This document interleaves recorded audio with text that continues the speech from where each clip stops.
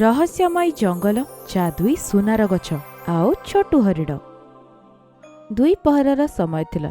रहस्यमय जंगलर मुख्य द्वार छोटू हरिण रामू हाथी आउ बघिरा ठिया होइथिले परस्पर सह कथा होउथिले।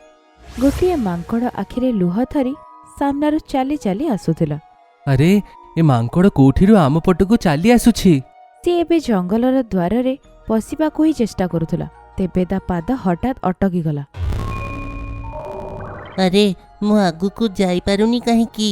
सांग तमे जंगलर नुहे, जदि तमे जंगलर थांत हेले आराम रे एपटकू आसी पारि थांत। मते तुम राजा को मिलेबाकू पड़िबो, न मिली पारले मोर मां मरी जिबे। एतिकी कही मांकड़ जोरे जोरे कांदिला। अरे अरे रुह, मु तुमको भितरकू आणुछि। एपरी कही छोटू हरिण कबाट पाखकू गला आउ मांकड़र हाथ धरी से ताकू कबाट पाखकू नहीं आसिला।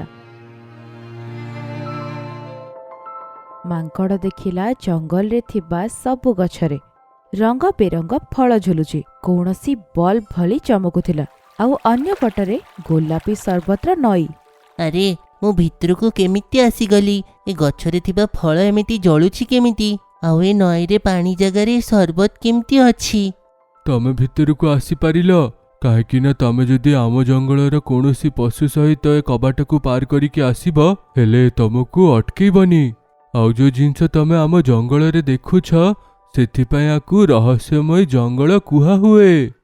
सत शुणिथिले ए जंगल विषय रे, एठी तो सतरे रहस्य आउ जादू अछि। एबे कुह तमे किए आम जंगल रे आसीबार कारण कौन? मो ना हेले मिंकू मांकड़।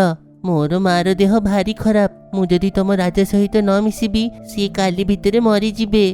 एहा सुनी छोटू हरिण को तापरे दया आसीगला। एबे ई तिनि जण मांकड़ को धरी राजा शेर सिंह का दरबारे जाई पहुंचिले। महाराज रा जय हो। अरे छोटू हरिण केमिति अच्छा? आउ ए मांकड़ किए तम सहित?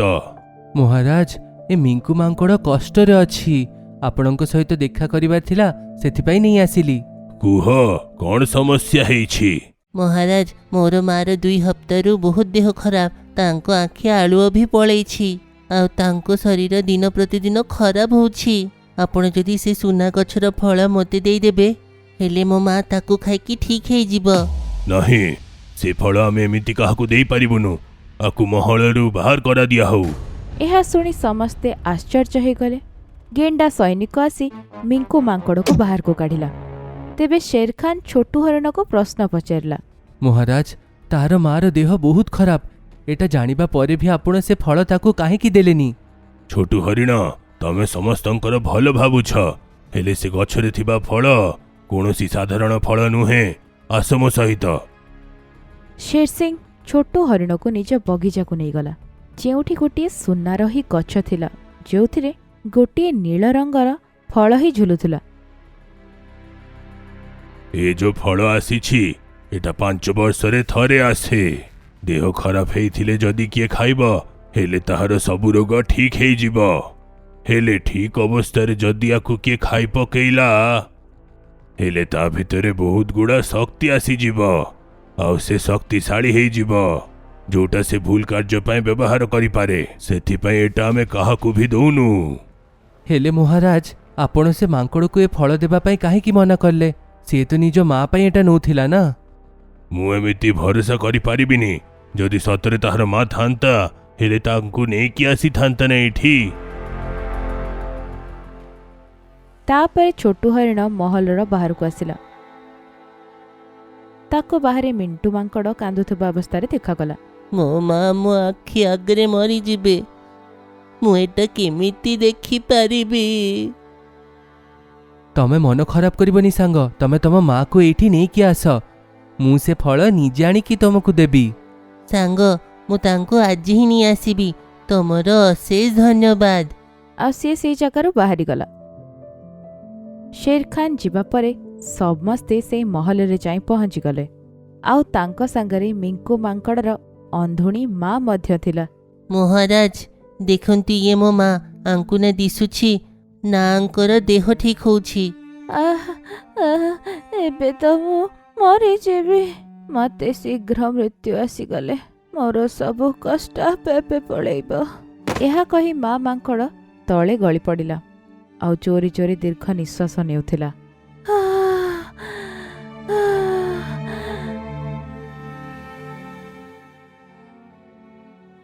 ଶେରଖାନ୍, ଡେରି କରିବେନି।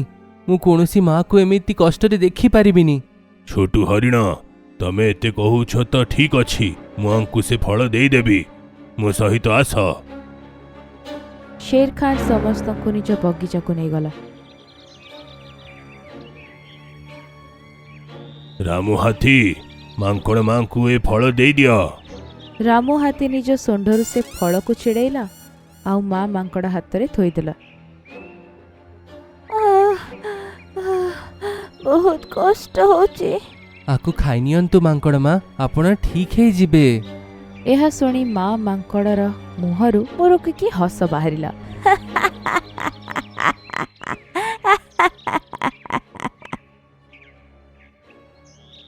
ମାଙ୍କଡ଼ ମା ସେଇ ଫଳଟିକୁ ମିଙ୍କୁ ମାଙ୍କଡ଼କୁ ଫୋପାଡ଼ିଲା ଆଉ ମିଙ୍କୁ ମାଙ୍କଡ଼ ସାଙ୍ଗେ ସାଙ୍ଗେ ସେ ଫଳକୁ ଖାଇଦେଲା। ନା, ଗୋଟିଏ ମୁହୂର୍ତ୍ତ ପାଇଁ ସମସ୍ତେ ଠିଆ ହେଇ ରହିଲେ ଆଉ ସଙ୍ଗେ ସଙ୍ଗେ ଶେର ସିଂ ମିଙ୍କୁ ମାଙ୍କଡ଼ ଉପରକୁ ଆକ୍ରମଣ କଲା। ତେବେ ମିଙ୍କୁ ମାଙ୍କଡ଼ ନିଜ ହାତକୁ ପବନରେ ଉଠାଇଲା ଆଉ ଯାଦୁ କରିଦେଲା ଆଉ ଶେର ଖାନ୍ ଉପରେ ଗୋଟେ ପିଞ୍ଜରା ଆସି ପଡ଼ିଗଲା। ତମେ ମାନେ ମୋର ଷଡ଼ଯନ୍ତ୍ରରେ ଫସିଗଲ। ଏହା ଭିତରେ ଶକ୍ତି ଆସିଯାଇଛି। ଏଇଠି ଯଦି ରହିବା ହେଲେ ଆମକୁ ବନ୍ଦୀ କରିଦେବ। ତାପରେ 3 ଜଣ ମହଲର ପଛ ରାସ୍ତାରୁ ହିଁ ଦୌଡ଼ିକି ଚାଲିଗଲେ। ମିଙ୍କୁ ମାଙ୍କଡ଼ ରାଜା ବେଶରେ ଦରବାରରେ ଯାଇ ପହଞ୍ଚିଲା।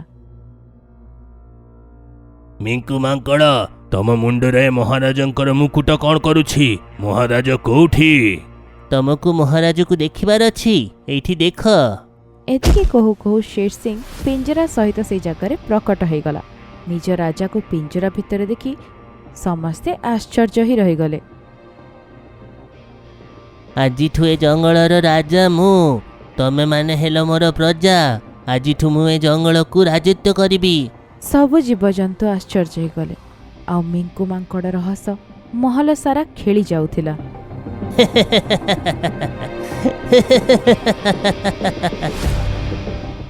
ସେପଟରେ ଛୋଟୁ ହରିଣ ନିଜ ସାଙ୍ଗମାନଙ୍କ ଆଗରେ ନିଜର ଭୁଲ ପାଇଁ ନିଜକୁ ହିଁ ଗାଳି ଦେଉଥିଲା। ମୋତେ ମହାରାଜଙ୍କର କଥା ଶୁଣିବାର ଥିଲା। ଏବେ ଆମ ଜଙ୍ଗଲ ବହୁତ ବଡ଼ ବିପଦରେ ପଡ଼ିଯାଇଛି। ତା ପାଖରେ ଶକ୍ତି ଅଛି, ହେଲେ ତାକୁ ଆମକୁ ଯେମିତିକି ହରେଇକି ଆମ ରାଜାଙ୍କୁ ଆଉ ଜଙ୍ଗଲକୁ ଫେରେଇବାକୁ ପଡ଼ିବ।